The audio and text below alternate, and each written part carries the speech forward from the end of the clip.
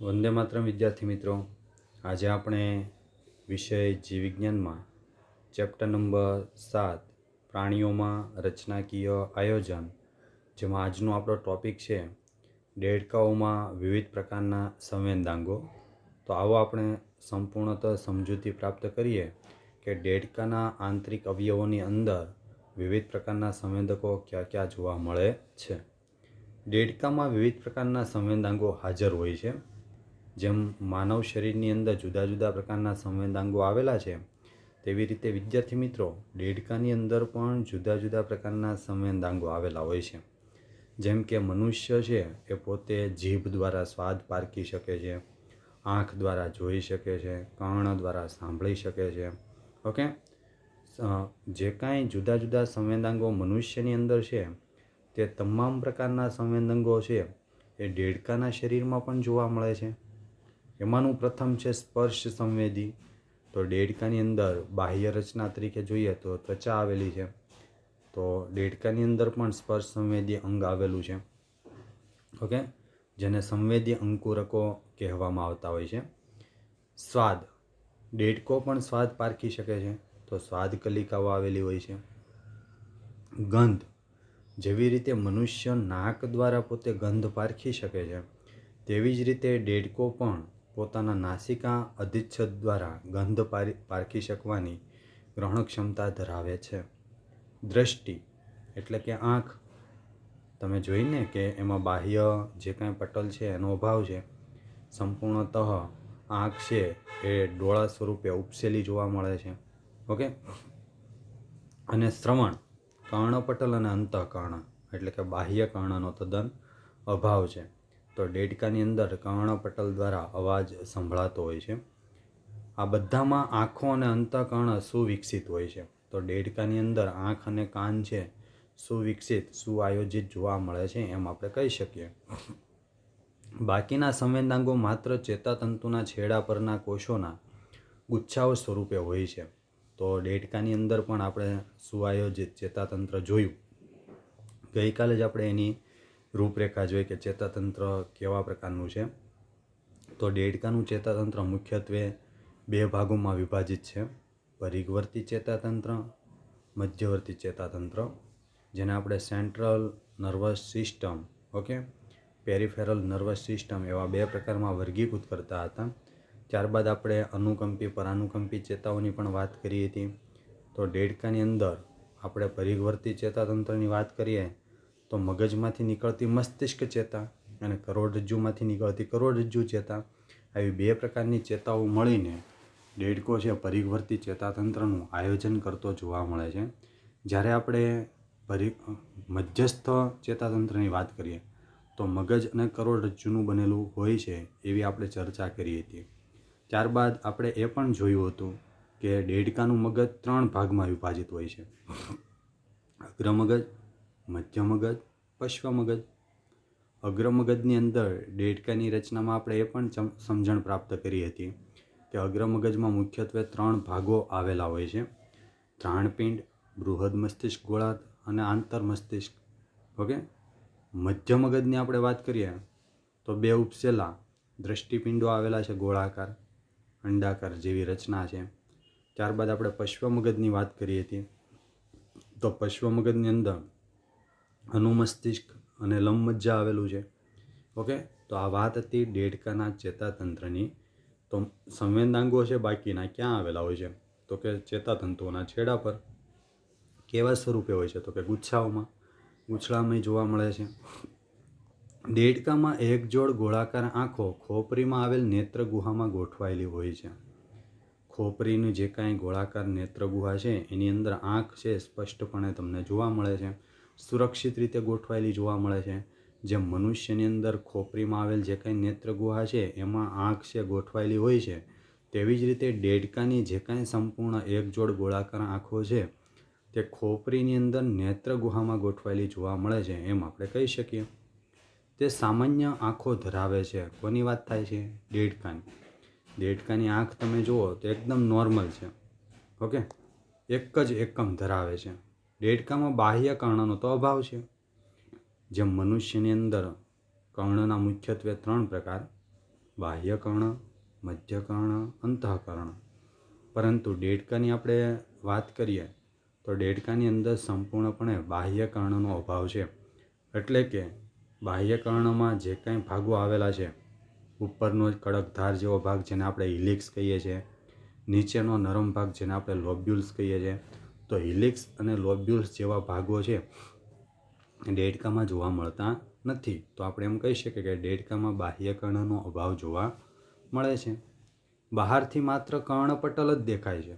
તો દેડકાની અંદર સીધું કોણ આવે છે? કર્ણપટલ. કર્ણ એક એવો અંગ છે જે શ્રવણ ઉપરાંત સમતુલનનું પણ કાર્ય કરે છે. તો દેડકામાં સમતુલન અંગ તરીકે કયો ભાગ છે? તો આપણે એમ કહી શકીએ કર્ણ.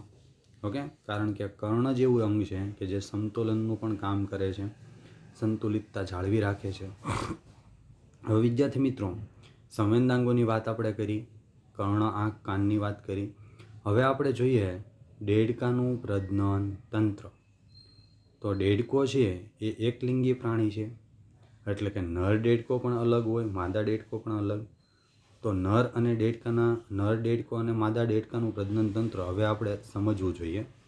તો દેડકામાં નર અને માદા પ્રજનન તંત્ર પૂર્ણ વિકસિત હોય છે, એટલે કે બધા જ ભાગો જોવા મળતા હોય છે. જોઈએ આપણે એક એક અંગની રૂપરેખા જોઈએ કેવી રીતે ગોઠવાયેલા છે. નર પ્રજનન તંત્રમાં એક જોડ પીળાશ પડતા અંડાકાર શુક્રપિંડ હોય છે. તો અહીંયા તમે જોઈ શકો છો એક જોડ અંડાકાર પીળાશ પડતા શુક્રપિંડ. આ તમે ડાબી બાજુએ જોશો, જમણી બાજુએ જોશો. મૂત્રપિંડની ઉપર ઓકે શુક્રપિંડ બંધ વડે એ પોતે એક જોડ શુક્રપિંડો ગોઠવાયેલા જોવા મળે છે. આખું સંપૂર્ણતઃ તમે જોઈ શકો છો વૃક્કાકાર કોણ છે? મૂત્રપિંડ. જેવી રીતે દેડકામાં એક જોડ મૂત્રપિંડ આવેલા છે તેની સપાટી ઉપર શુક્રપિંડો છે એ જોવા મળે છે. હવે આપણે આગળ જઈએ. જે મૂત્રપિંડના ઉપરના ભાગમાં અધિવૃક્કીય આવરણ નામના બેવડા પડ દ્વારા જોડાયેલા હોય છે. તો શુક્રપિંડ છે મૂત્રપિંડ સાથે કેવી રીતે જોડાયેલા હોય છે? તે બંધનું નામ છે અધિવૃક્કીય આવરણ. ઓકે, એનું જે બેવડું પડ છે એની વડે પોતે જોડાયેલા હોય છે, જેને શુક્રપિંડ બંધ પણ સામાન્યતઃ કહેવામાં આવે છે. તો આપણે એમ કહી શકીએ કે શુક્રપિંડો છે એ મૂત્રપિંડ ઉપર શુક્રપિંડ બંધ વડે જોડાયેલા છે. હવે આપણે વાત કરીએ એક જોડ શુક્રવાહિનીની. શુક્રપિંડમાંથી લાંબી લંબાયેલી નલિકા જોવા મળે છે, જેને આપણે વાહિકા કહીએ છીએ. શુક્રવાહિકાઓની સંખ્યા 10થી 12 હોય છે, જે શુક્રપિંડમાંથી નીકળીને પોતાની બાજુના મૂત્રપિંડમાં પ્રવેશે છે.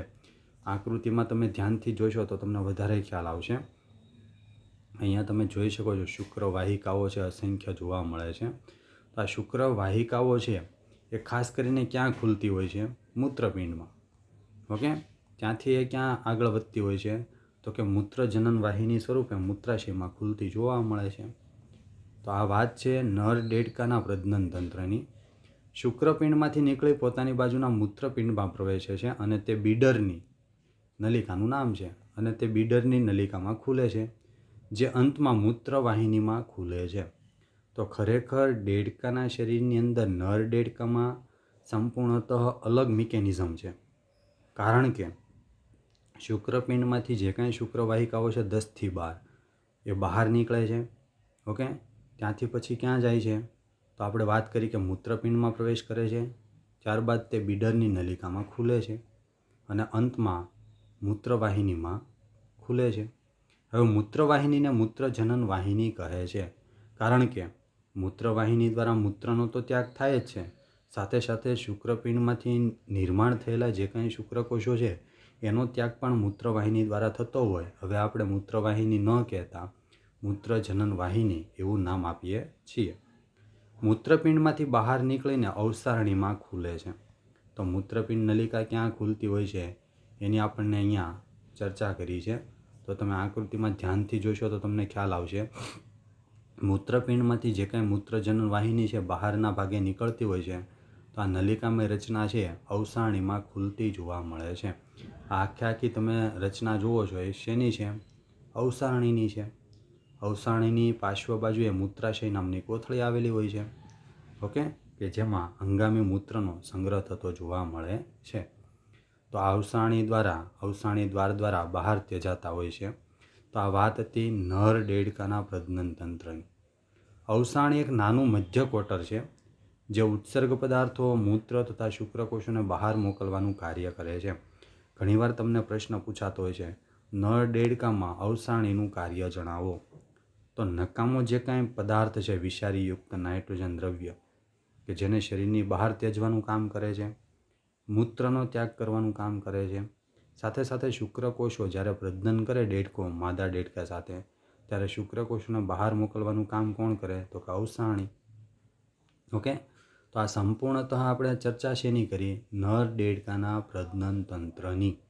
આવો વિદ્યાર્થી મિત્રો, હવે આપણે સમજૂતી પ્રાપ્ત કરીએ માદા દેડકાનું પ્રજનન તંત્ર. જેવી રીતે આપણે નર દેડકાનો અભ્યાસ કર્યો તેવી રીતે હવે આ ચેપ્ટરનો અંત ભાગ છે, જેમાં આપણે માદા દેડકાનું પ્રજનન તંત્ર વિશે સમજણ પ્રાપ્ત કરીશું. માદા પ્રજનન અંગોમાં એક જોડ અંડપિંડ મૂત્રપિંડની નજીક ગોઠવાયેલા હોય છે. તો અહીંયા તમે ધ્યાનથી જોજો આકૃતિ. આ એક જોડ જે કાંઈ મૂત્રપિંડો છે એની ઉપરની બાજુએ અંડપિંડો આ રીતે ગૂંચળામય નલિકા સ્વરૂપે ગોઠવાયેલા જોવા મળે છે. ઓકે, ત્યારબાદ આપણે આગળ વધીએ. પરંતુ તેનો ક્રિયાત્મક રીતે મૂત્રપિંડ સાથે કોઈ સંબંધ હોતો નથી. તો અહીંયા માદા દેડકાની આપણે વાત કરીએ તો અંડપિંડ આખી રચના અલગ છે, ખાલી મૂત્રપિંડની બાજુમાંથી પસાર થાય છે એટલા માટે આપણે એમ કહીએ છીએ કે ત્યાં આવેલા છે, પરંતુ મૂત્રપિંડ સાથે એનો કોઈ સંબંધ હોતો નથી. અંડપિંડોમાંથી નીકળતી એક જોડ અંડવાહિની અવસાણીમાં અલગ અલગ ખુલે છે. ઓકે, તો અહીંયા અંડવાહિની તમે જોઈ શકો છો દ્રશ્ય સ્વરૂપે. આકૃતિમાં ધ્યાનથી જુઓ તો આ જે કાંઈ અંડવાહિની છે, મૂત્રપિંડમાંથી આ મૂત્રવાહિની અવસાણીમાં ખુલે છે, પરંતુ અંડપિંડમાંથી જે અંડવાહિની છે તે તમે જોઈ શકો છો અવસાણીમાં એક છેડો ખુલે છે અને એક છેડો આખો અલગ રીતે જોવા મળે છે. ઓકે, તો બંને બાજુથી અંડવાહિનીઓ આવે છે એ અવસાણીમાં જુદી જુદી રીતે ખુલતી જોવા મળે છે. એક પરિપક્વ માદા એક સમયમાં 2500થી 3000 અંડકોષો મૂકે છે. તો માદા દેડકાની અહીંયા અગત્યતા છે કે જેવી રીતે અળસિયું છે એ 12થી 25 ઈંડા મૂકે છે, એવી રીતે અહીંયા તમે જોઈ શકો છો દેડકો છે 2500થી 3000 અંડકોષો મૂકે છે. હવે ફલન ક્યાં કરે દેડકો એની વાત કરીએ. દેડકામાં ફલન બાહ્ય ફલન પ્રકારનું છે, એટલે કે સજીવ દેહની બહાર જે ફલન થતું હોય તેને આપણે બાહ્ય ફલન કહીએ છીએ. આ પ્રકારનું ફલન પાણીમાં થાય છે. તો દેડકામાં ફલન ક્યાં થતું જોવા મળે છે? જો એવો પ્રશ્ન પૂછાય તો તમે કહી શકો કે દેડકામાં ફલન છે પાણીમાં થતું જોવા મળે છે. ભ્રૂણ વિકાસ ડિંભ સ્વરૂપે થાય છે, જેને ટેડપોલ કહે છે. એટલે કે દેડકો છે સીધો જ ઈંડા મૂકતો નથી. દેડકો છે સૌપ્રથમ ડિંભ સ્વરૂપે, ત્યારબાદ ટેડપોલ સ્વરૂપે અને ત્યારબાદ એમાંથી પુખ્ત દેડકો નિર્માણ પામતો જોવા મળે છે.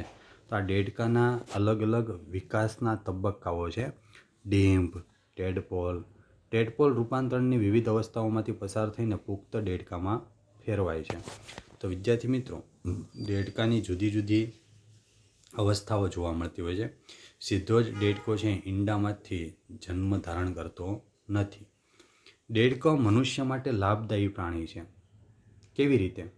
તો કે ખાસ કરીને તે કીટકોને ખાવાનું કાર્ય કરે છે. તો ખેડૂતોને દવા છંટકાવ કરવાની જરૂર નહીં પડે. જ્યારે તીડ જેવા કીટકો હોય, જો આક્રમણ કરતા હોય તો ત્યાં જો દેડકાઓને મૂકવામાં આવે તો દેડકાનો ખોરાક, પ્રિય ખોરાક છે તીડ, તો તીડ છે એનો નાશ કરશે અને પાકને જે કાંઈ નુકસાન છે થતું અટકાવશે. તો એટલા માટે ખેડૂતોનો મિત્ર તરીકે પણ દેડકો મહત્ત્વની ભૂમિકા ભજવે છે. પાકનું રક્ષણ કરવાનું કામ કરે છે. દેડકો પર્યાવરણીય સંતુલન જાળવી રાખે છે. આ અગત્યની એક વાત છે. દેડકો છે તીડનું નિયંત્રણ કરે તો પર્યાવરણમાં સંતુલનતા પણ જળવાઈ રહેશે, કારણ કે તે નિવસન તંત્રની આહાર શૃંખલા અને આહાર જાળ માટેની મહત્ત્વની કડી છે. તો નિવસન તંત્રમાં સૌથી અગત્યની ભૂમિકા હોય તો આપણે દેડકાની પણ વર્ણન કરી શકીએ, કારણ કે જો દેડકાઓ નાશ પામશે, ઓકે, તો જે કાંઈ તીડ છે એ વધારે અતિક્રમણ કરશે તો ઊભા પાકને નુકસાન પહોંચાડશે. તો આહાર શૃંખલા અને આહાર જાળ માટે મહત્ત્વની કડી આપણે કોને ગણી શકીએ? તો કે દેડકાને. કેટલાક દેશોમાં દેડકાના માંસલ પગ મનુષ્ય દ્વારા ખોરાક તરીકે ખવાય છે. ખાસ કરીને તમે થાઈલેન્ડ, મલેશિયા, ચાઇના એવા કન્ટ્રીમાં તમે જશો તો ત્યાં લોકો દેડકાનો ખોરાક તરીકે પણ ઉપયોગ કરે છે. તો આ વાત હતી ચેપ્ટર નંબર 7. ઓકે, પ્રાણીઓમાં રચનાકીય આયોજન. અહીંયા આપણું સંપૂર્ણતઃ ચેપ્ટર નંબર 7 પૂર્ણ થાય છે. ઓકે, તો આજે આપણે ખાસ આ ચેપ્ટરમાં શું ભણ્યા તો કે દેડકાના સંવેદનાંગો જેમ કે આંખ, કાન, ઓકે, ત્વચા, ગંધ પારખવા માટે ઘ્રાણેન્દ્રિય. તો જેવી રીતે મનુષ્યમાં જે કાંઈ રચનાઓ છે એવી જ રચનાઓ છે આપણને દેડકામાં પણ જોવા મળી. ત્યારબાદ આપણે પ્રજનનતંત્રની વાત કરી. નર દેડકાનું પ્રજનનતંત્ર, માદા દેડકાનું પ્રજનનતંત્ર. આકૃતિના માધ્યમથી આપણને ખ્યાલ આવ્યો કે પ્રજનન અંગોમાં કયા કયા ભાગો ક્યાં ગોઠવાયેલા છે, કેવી વર્તણૂક દાખવે છે. ઓકે, ત્યારબાદ દેડકો કેવી રીતે ફલન કરે છે, પાણીના માધ્યમથી ફલન થાય છે, તેની આપણે સમજણ પ્રાપ્ત કરી. Okay, have a nice day, good day.